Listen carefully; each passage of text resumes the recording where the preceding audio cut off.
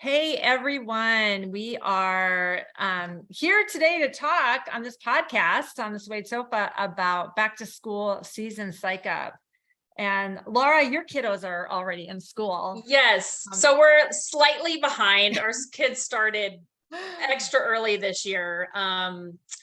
So yeah, we've experienced it for a couple of days, but I still think, like you and I were talking earlier, just because school may have already started or it's starting soon, psyching yourself up for the season could even be, up till Labor Day or really whatever season you want to define as a season.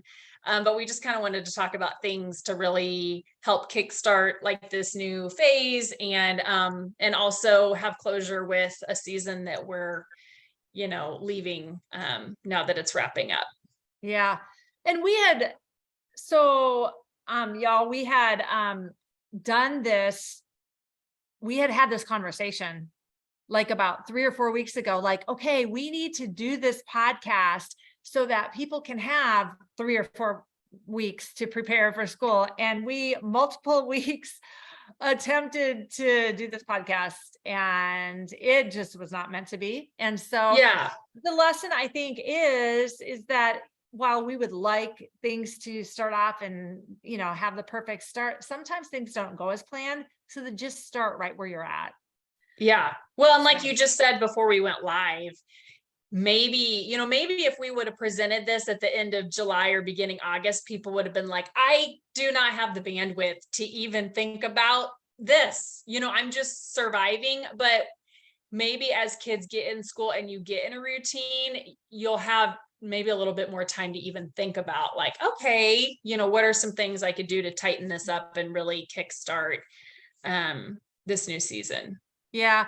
Laura, when you talk about, I know that that's not what this video is about, the bandwidth thing, but that is, I think that's something that you and I talk about. And I think it's important that we understand bandwidth is a real thing. It is your mental energy is a real thing. It is like having gas in the tank of your car. If you run out of gas in your car, you are going to be on the side of the road. It doesn't matter how much you want to will yourself to move, how positive you are. And I think a lot of times what we are forced to do is, I think a lot of times, you run out of that mental energy. And so you get out of the car and you start pushing the car and you're like, see, the car will go. And even though, it's like, yeah, but how efficient is it? So for, like you said, there are probably lots of people who are like, maybe you were finishing up with family vacations or, right. Packing, and you just haven't had the time or the bandwidth to think about this. And now your kiddos are finally, at school, you finally have a few moments of uninterrupted, solitude, and you can finally sit down and start setting goals if you have not had a chance to do so. So use the resources you have. Yeah. And I definitely feel like people crave, if you talk to a lot of, especially moms, it seems like they're saying like, we loved our summer, but I'm craving routine. I'm craving, just something different. And so maybe the timing's perfect, Robin, that we're just finally talking about it today. Yeah. So the principle that we're really focusing on today is starting strong, setting yourself up for the best year possible, but really and that's all about being appropriate in the moment. We have different seasons in life. And Laura, like you live on a farm. I grew up on a farm. And so farmers totally understand this. You never see a farmer trying to go and plant seed in January when there's snow on the ground. Totally out of season. It would be completely futile. And that lesson is a lesson that we can carry into the rest of our lives. Like, what is the appropriate thing for me to be doing in this? We can use it, apply it to the week we're in, the day we're in. What's the appropriate action for me to take right now? So life is composed of different stages and seasons, and it's wise for us to navigate them and to kind of, get the flow of what's appropriate, when, and how. Yeah. Well, and kind of going off the bandwidth thing, this relates really well because you only have so much energy to expend every day, every week, every season. And so, just like a mom of a newborn, I mean, it's all about just like making it through the nights, getting the baby fed. And so there's some things that will, meal planning, or maybe, making sure all the kids' clothes are ironed or whatever, just, it's not a priority. Right. Yeah. And so you really have to ask yourself, like, in these months to come, what really do you have the energy to focus on? And maybe, freeing yourself of some things that you've been feeling guilty about, and just being like, it's not the season, I'm gonna maybe table that for another time because I don't have enough bandwidth. Yeah. Yeah. And that's also about prioritizing, like what's most important. And when you have no bandwidth, that is the time to eliminate all non-essentials. Laura, you and I are constantly talking about like, what are the essentials? What are the non-essentials? And there's a lot of things we like, and they're kind of just optional. But focusing on the priority and the essentials, that is where we are going to be the most productive and have the best results. So let's talk about the framework that we've created to help people. And you can use this framework whether you're starting a school year, maybe you're starting it could be maybe you've moved to a new location, maybe you've got a new job, any new beginning you have, you can use this framework. Laura, you want to share So the first one is finish things of the past. So you're tying up loose ends of anything that may hold you back, or like I said earlier, just giving yourself closure in the season that you're wrapping up. So then you can let go and just start with a clean slate. Mm-hmm. Yeah. Yeah. It's like, when we have incompletes, it keeps us in the past. I mean, and like how fast can you go when you've got a foot in the past and you're looking back to the past? You can't go very fast. So, and there's something that feels so freeing, I'll say, to finish those incompletes. And sometimes, Laura, don't you think that sometimes the reason that we have incompletes is because we have a perfectionist mindset, and our definition of what finishing looks like is having it perfect. And so if we will just take the low hanging fruit principle that we've talked about and we've shared, you can, like, what is the low hanging fruit for you to finish everything so that you can move forward? Yeah. Well, and so I don't know if you remember this, finish was my word of the year, or it is my word of the year.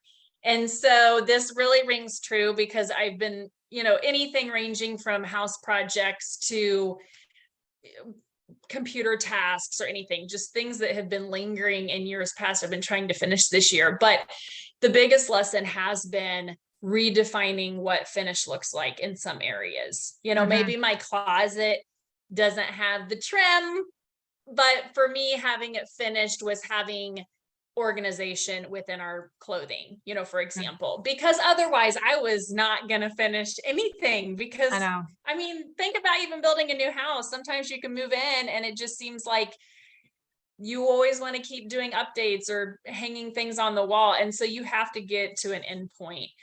So maybe that's some of it too here. Just, it may not look finished, but to you, you can just close the door on that and start looking forward. Laura, I heard a quote, or read a quote somewhere that was really freeing, especially for those of us who kind of get hung up on perfectionism. And the quote was that perfectionism is for amateurs. And that is like, okay, the people who are really going to be masters at what they do, the experts, the elite, those aren't people who are wrapped up in perfectionism. They're people who know what is the most important thing. That is the thing that I'm focusing on, and everything else has to go. And it really can be freeing. So so that's the first part. That's the first part of this 3-step framework, finish, and that involves the past. The next one we're going to talk about is the present, and then we'll talk about the future. So what's our word for the present? Yeah, redeem. So we want to, utilize this time to make sure we still embrace and enjoy maybe some of the moments that we won't be able to get back, because we're going to continue to grow. We're going to continue to have things in front of us, trying to take our attention or our time. So what things can you do to really do today to still, I don't know if I'm doing a good job explaining it, but No, you are. You know what, Laura, this reminds me of a conversation that we had, is when we were blogging, and I don't know if we put this song on our blog or if it was in a post, I can't remember, but I remember us talking about it.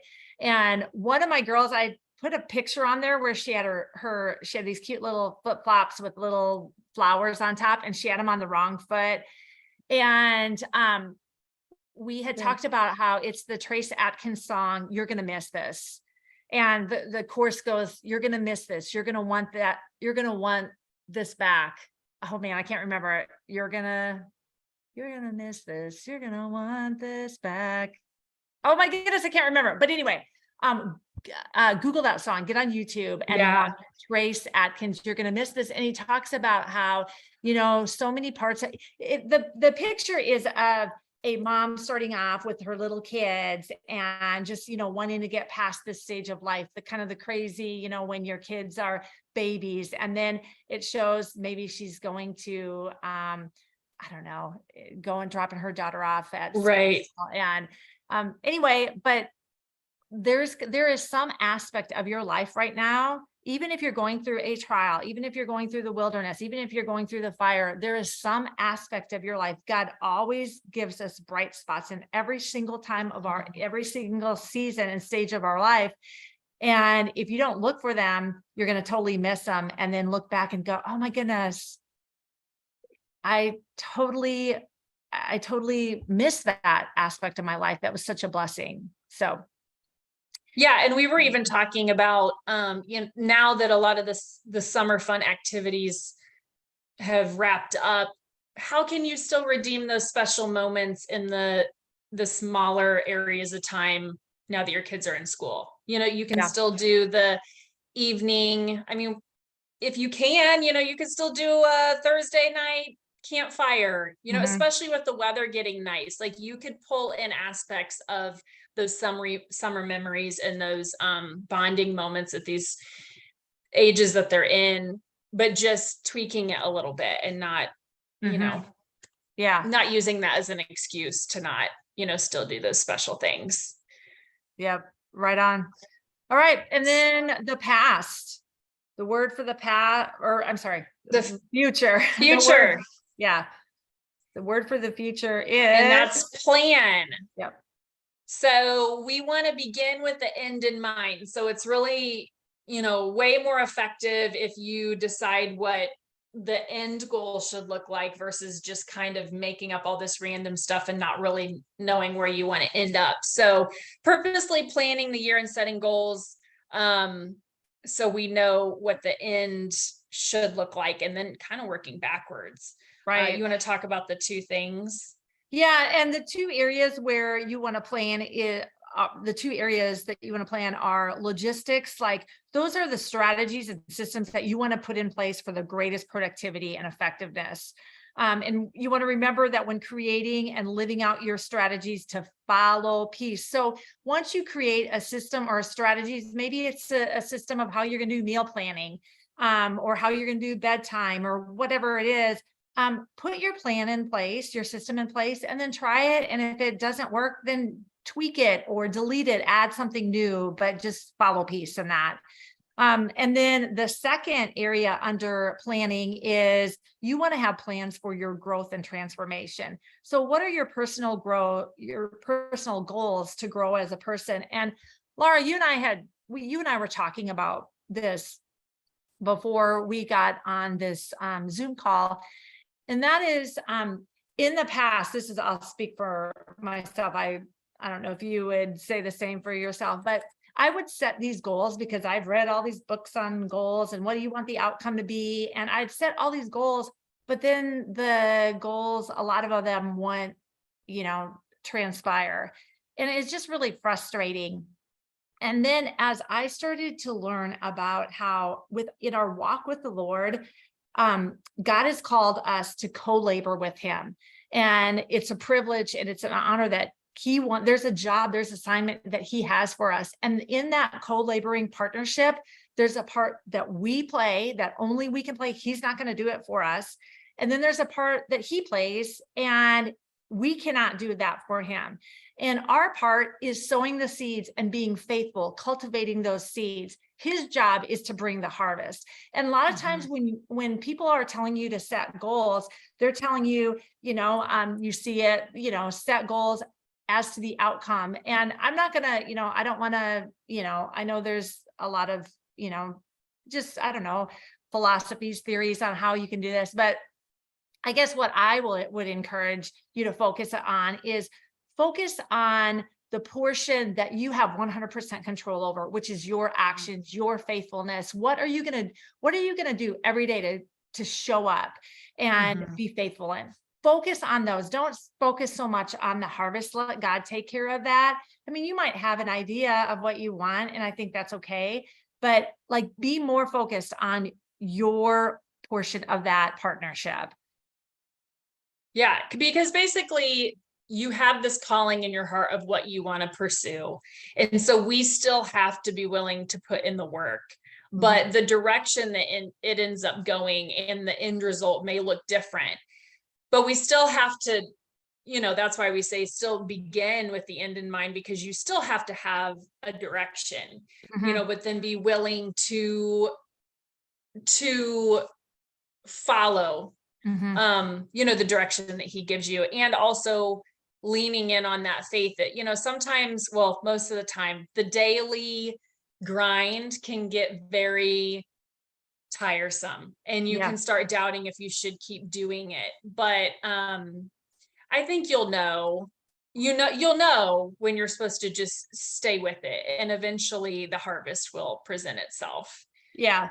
And, that's a good point, Laura, about the daily grind. We can get so bogged down in the daily grind that we're just like, do I even want to keep going? But I'm thinking of a Bible verse, and I don't know where it's found, but it talks about how Jesus, for the joy set before him, endured the cross. So what's going to allow you to endure the daily grind, the issues and the problems and the challenges that you face? What's going to allow you to endure that is the joy set before you, which is your end result. What are you desiring? And again, we're going to let God take care of that. But if we will kind of keep our eyes, that's what we're going for, that's what we're working for, it will help us to endure. So, well, I think about even family goals, things of really fostering friendships within my kids. I think a lot of people would think, well, of course, siblings should be friends. But honestly, it's just like in a marriage, you have to work at relationships to really maximize what that looks like. And I cannot tell you how many times I would try to foster moments of them together, and then they might be arguing, or they may say, no, I don't want to be with that person. And just being really faithful. I had the end goal of, I want them to have lasting relationships, but in the day-to-day, sometimes it's hard, especially when you're dealing with teenager struggles and things like that. But then out of nowhere, you'll get this really special moment where you see them bonding, or you see them saying something really caring about the other one. And you're like, you get glimpses of your harvest. So, some of the along the way I doubted, but I just had to trust in that. And I'm glad I know in my heart, God's calling me to do it. And that's what's keeping me going. So yeah. Yep. Yeah. You're good. Well, so we're going to, for those of you who are watching, listening, we will include the link to the tool sheets in the description. And so we've got just a little tool sheet that you can fill out to list 3 things what are your top 3 incompletes? that will help you gain momentum. Laura, what were your, like, as I'll you just were leading up to school, or maybe even now till you were talking about Labor Day, what are some of your top 3 incompletes? Well, I'll share one. It was the biggest one. I reduced our clothes in our closet.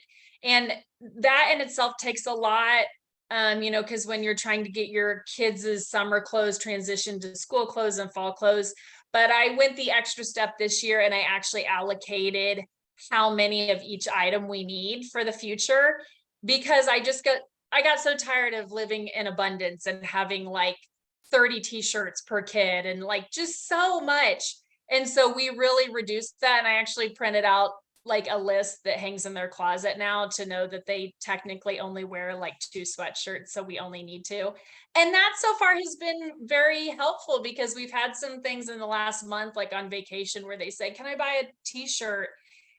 And I say, okay, well, you have your allotted, which one are you willing to give up? And they're like, I really like what I have. And they opted not to buy. So anyway, that was like a really big one, because I know it'll help get us through the year of clothes, but I felt like I needed to complete that task or I would probably put it off another school year Yeah. realistically. So Yeah. I finished. Good job. Yeah. Good. What about you? When school starts for me, there's a lot of things that I like, there are things that I am regularly having in place. And it's just really about having my life in order as best as I can. Just so that when kids are off to school, because once kids are in school, then I've got these chunks of time where I've got like, I can have jam sessions where I can be uber productive. And so I don't want to be spending time after kids are in school doing things that I could have been doing, before, such as, little things like, changing the oil, cleaning out the fridge, having the car clean or the garage clean, just things like that. And so, I kind of have my own list, and everybody, it's like you find out what's like for some people, maybe it's like, that doesn't bother me at all, then that's not your thing. So, but find the thing that's going to help you, like, what things do you need to finish? What things are taking up bandwidth? We talked about that. What things are weighing you down and are holding you back from moving forward into the present? So, Good. all right, let's talk about redeem. Write out the number 1 activity you would like to do before school starts that matters the most. And so maybe what you're going to do is, how about between now and the official end of summer, which is Labor Day, or you set the date. Maybe you're like, no, maybe your family has a trip planned, sometime in mid to end September. Maybe it's there, but like, redeem the time, the present time that you have. What can you do that's going to really help you embrace this time, this stage and season, which is going to be past? Yes. And I was surprised, on my stories, I asked what people, if they had any traditions on the first day of school. And I feel like this could tie in as a redeem. I was surprised with how many people do like special meals on the first day of school, or they order, like one person orders takeout to like a place they would never go, but they love. So it's just specifically for the first day of school. So I felt like that was such a great way to kind of bridge the gap between some of that summer fun and the reality of like getting back into that routine. And they were really able to connect that night versus messing up the kitchen and, some of the work that's involved in cooking. So that could be that's a one great as idea. well. And what that made me think of, Laura, is maybe for some people, maybe it's time for you to like reevaluate some of your traditions. Maybe there's some traditions that you're like, we do it, but it doesn't give any joy. Maybe there's some traditions you just need to drop and let go to the wayside. And maybe there's some traditions that you need to new traditions that you need to create and begin building into your life. So Yeah. yep. So, okay, that is what you're going to do regarding the present. And then the third little area that you can fill out is planning for the future. And we have you list the number one logistic goal. That is like a system that you need to have in place. Or Laura, you were talking about something with getting a backpack or something ready for like Oh yeah, and what I was will that? do that Yeah. before football season starts. We have like a sports bag that always has like 2 water bottles and like all the necessities, cash, snacks, anything that I feel like we continually wish we had at games. So making Yeah. sure that that's restocked. And then what I did for mine on my logistic goal was I didn't do my normal workout routine this summer.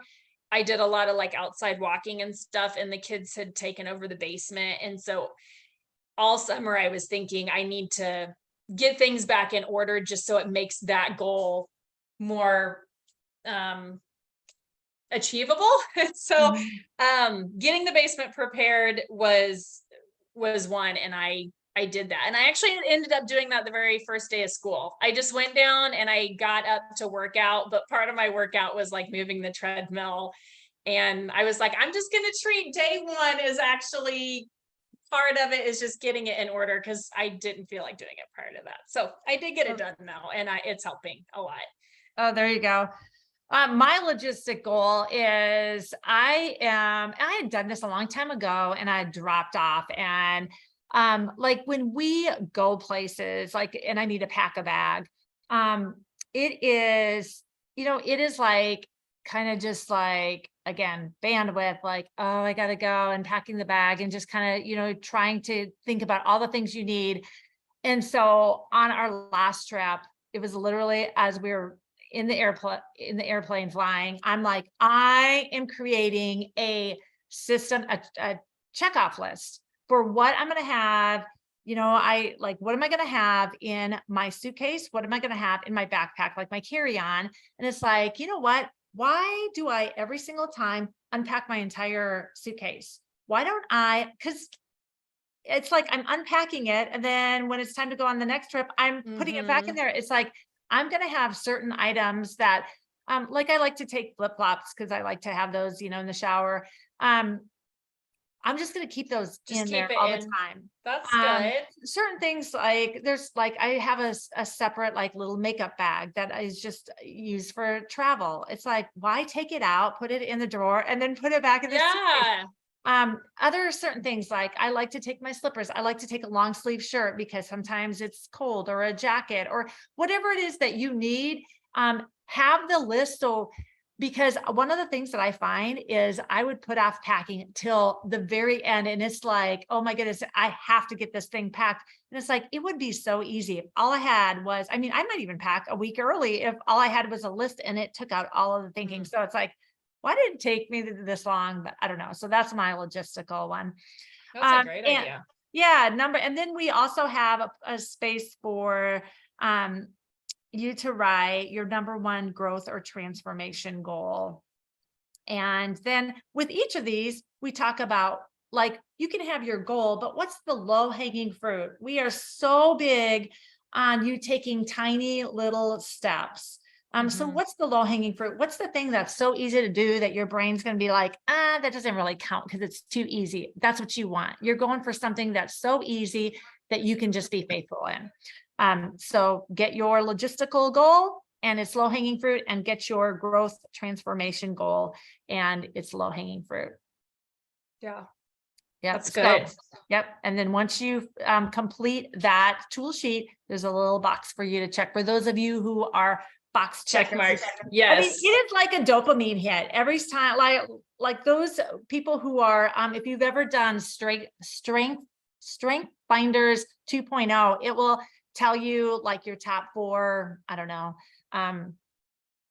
areas that you're kind of wired in, or maybe it's 5, I can't remember. And one of them is achievement, which is one of mine. And so for those of you who like that, I mean, you get a dopamine hit from checking that box. If that's you, then use that to your advantage. If that's not you, then don't worry about it. Don't put that monkey on your back if that doesn't right. you. So anyway, but yeah, yes. This was good. And this is something that we can use every single time we're starting something new. We have a new beginning. Look, finish the past, redeem the present, and plan for the future. So there you have it. Hope it helps. Hope you Yep. feel equipped. And Yep. thanks for joining us. Yes. All right. Bye-bye, everyone. Bye.